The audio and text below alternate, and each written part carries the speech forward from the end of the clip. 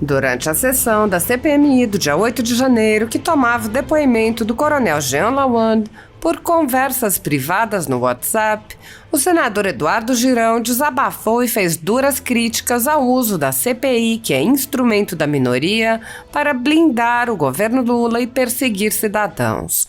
O senador recordou que participou da CPI da pandemia, que parece ser o modelo para a CPMI atual, e disse: "Estou vendo exatamente a manipulação que está destruindo um instrumento importante, que é uma CPI ou CPMI." Girão lembrou que a esquerda tomou a CPI da pandemia para blindar governadores e prefeitos e agora toma a CPMI do 8 de janeiro para blindar o governo Lula.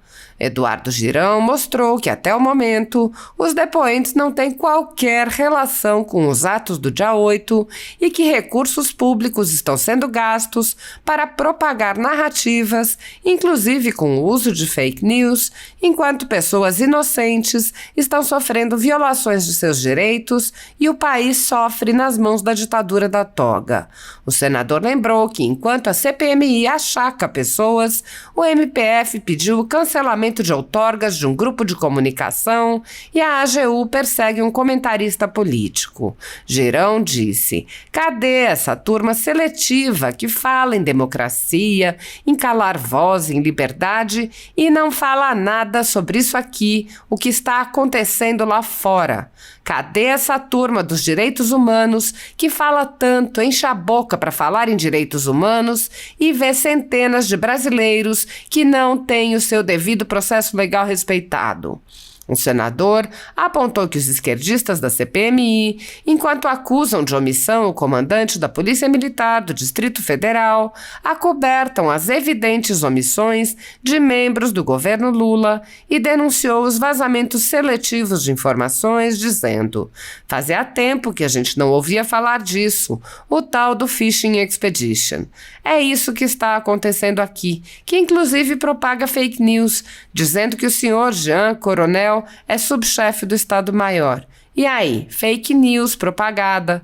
Girão afirmou: "Deveríamos estar aqui ouvindo outras pessoas poderosas e não ficar vendo narrativas que querem enfiar goela abaixo e fazem a gente perder o tempo." Eduardo Girão explicou que, enquanto a CPMI tenta criar narrativas, há milhares de pessoas que continuam sofrendo injustiças. Ele afirmou: "Estão sendo injustiçados neste país sem lei, porque hoje o Brasil não tem lei, a lei é uma pessoa. A lei é uma. Devido processo legal não existe. Estamos numa verdadeira ditadura da toga e a gente está vendo os efeitos disso todos os dias, com a caçada à liberdade de expressão, a perseguição a críticos do governo e a intimidação aos conservadores do Brasil. É sempre do mesmo lado. É isso que a gente está percebendo." O senador fez um apelo ao presidente da comissão para que comece a ouvir pessoas que tenham relação com o objeto da CPMI. Ele disse: "Peço um esforço maior do senhor para que a gente possa finalmente ouvir pessoas do governo federal, ter acesso às imagens. É o dia 8 de janeiro. O requerimento está aqui, que a maioria não assinou dessa CPMI que foi sequestrada. Por isso que eu digo, foi sequestrada. Nós estamos vendo isso. Quarta oitiva, sempre do mesmo viés, nada a ver com o dia 8 de janeiro.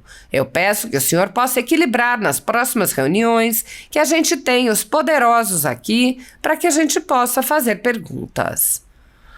Com a tomada da CPMI pelo governo, a comissão já repete a CPI da pandemia, também conhecida como CPI do circo, que serviu principalmente para perseguição política.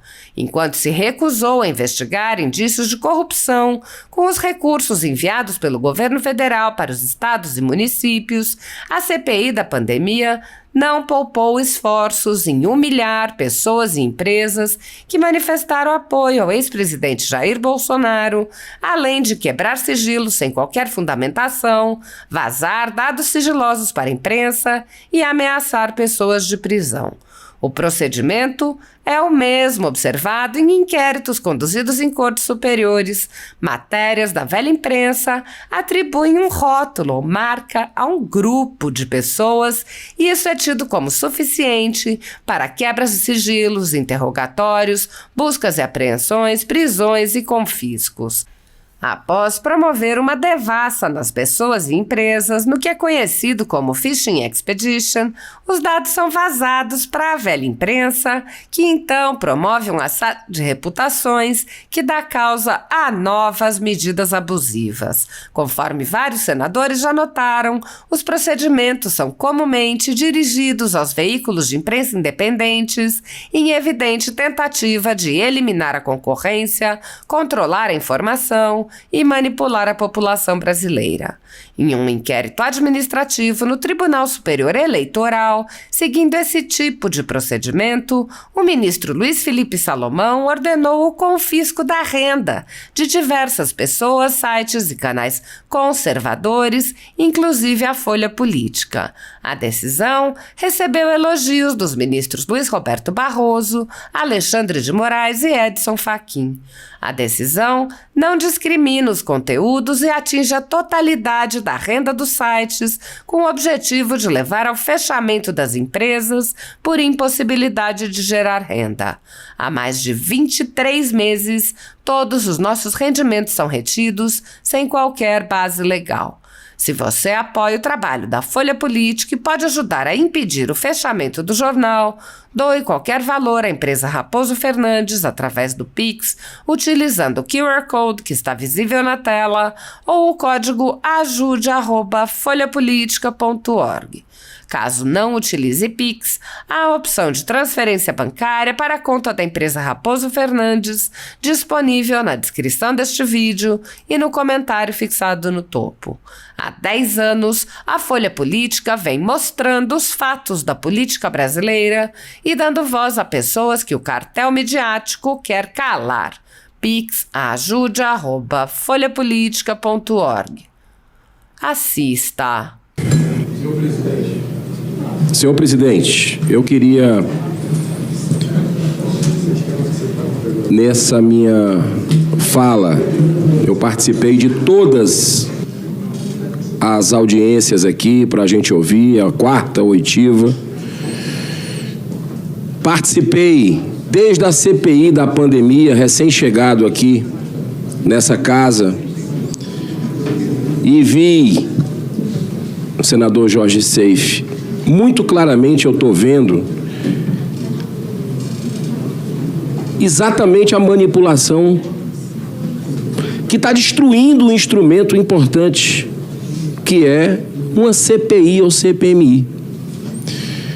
Na CPI da pandemia, na época, os opositores, a oposição, foi lá, ocupou para blindar governadores e prefeitos. Não queriam investigar nada de corrupção.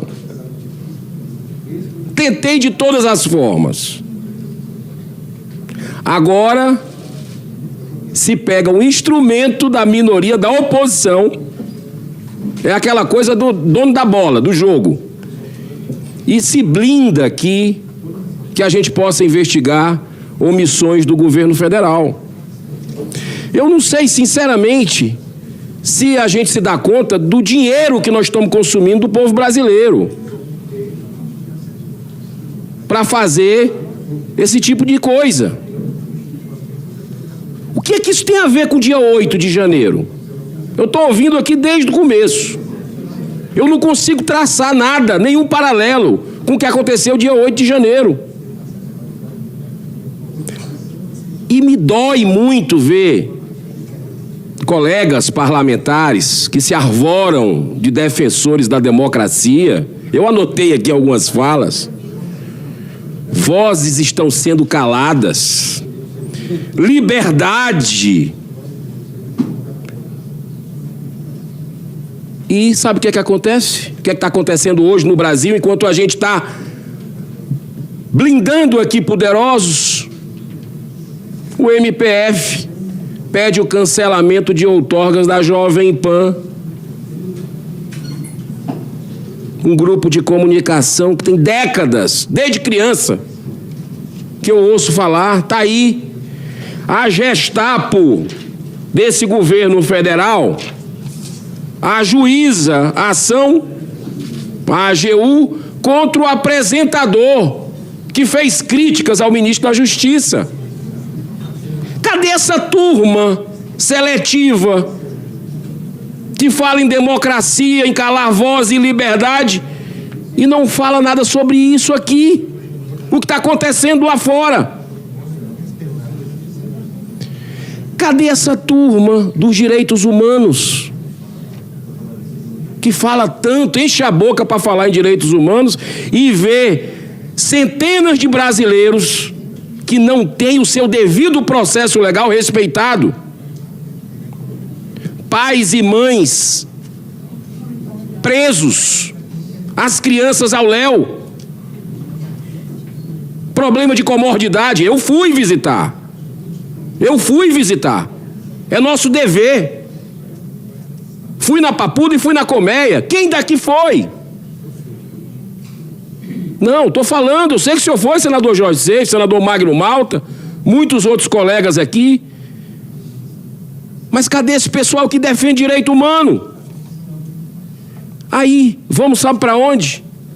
Vamos agora também para a omissão. Ontem a gente ouviu aqui se falar da omissão da Polícia Militar do Distrito Federal, que até o pessoal que defende o Lula aqui, o governo Lula, disse, teve omissão. E a omissão do governo federal, que recebeu alertas 2 dias antes de que o objetivo seria destruir o patrimônio público.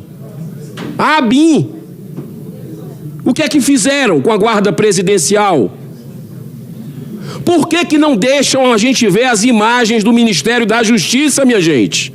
O que é que tem lá de tão precioso que o brasileiro não pode tomar consciência? Por que não deixam aprovar o requerimento aqui de quem estava hospedado nos hotéis de Brasília, já que ontem o coronel falou de que os manifestantes que fizeram aquela quebradeira no dia 12 não eram os mesmos que estavam nos quartéis, que esses estavam hospedados em hotéis aqui de Brasília.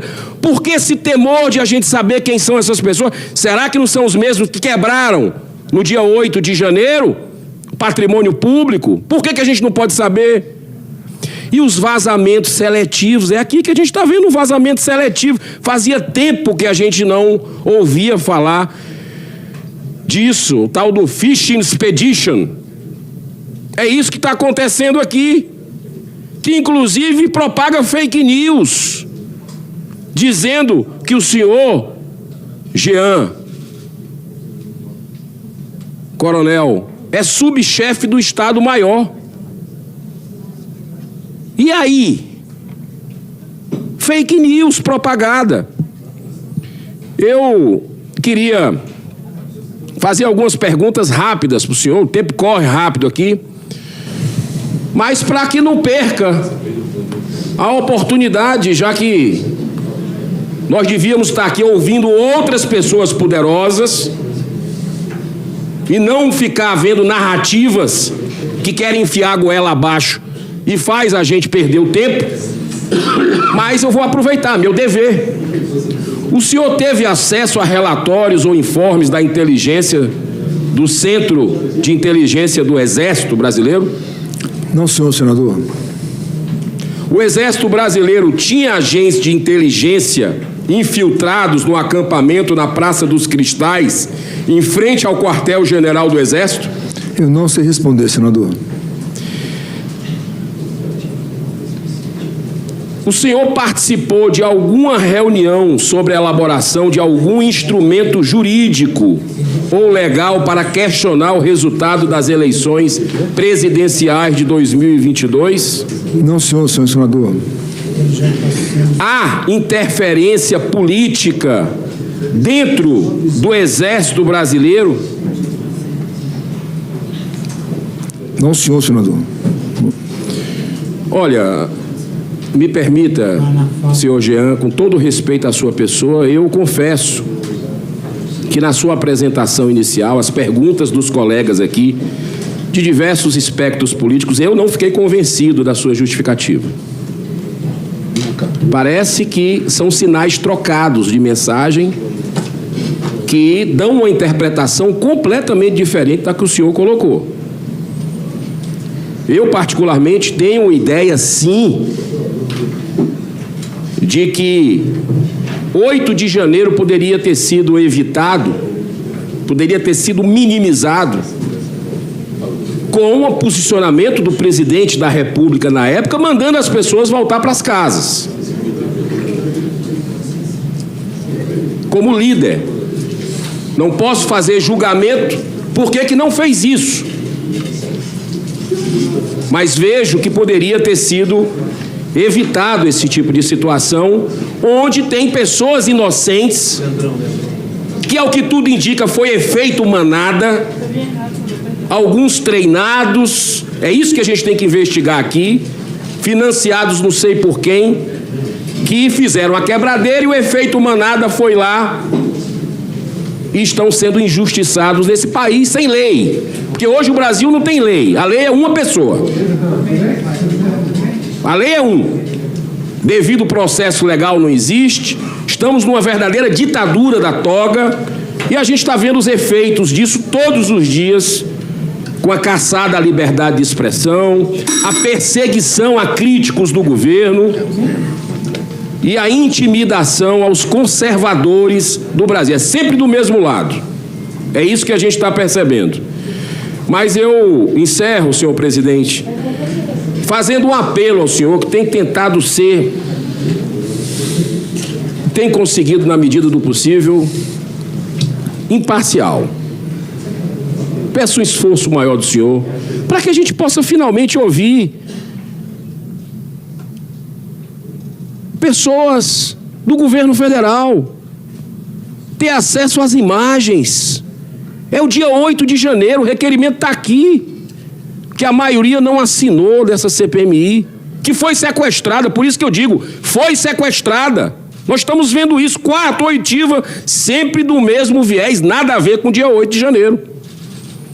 Eu peço que o senhor possa equilibrar nas próximas reuniões, que a gente tenha os poderosos aqui, para que a gente possa fazer perguntas. Muito obrigado, senhor presidente.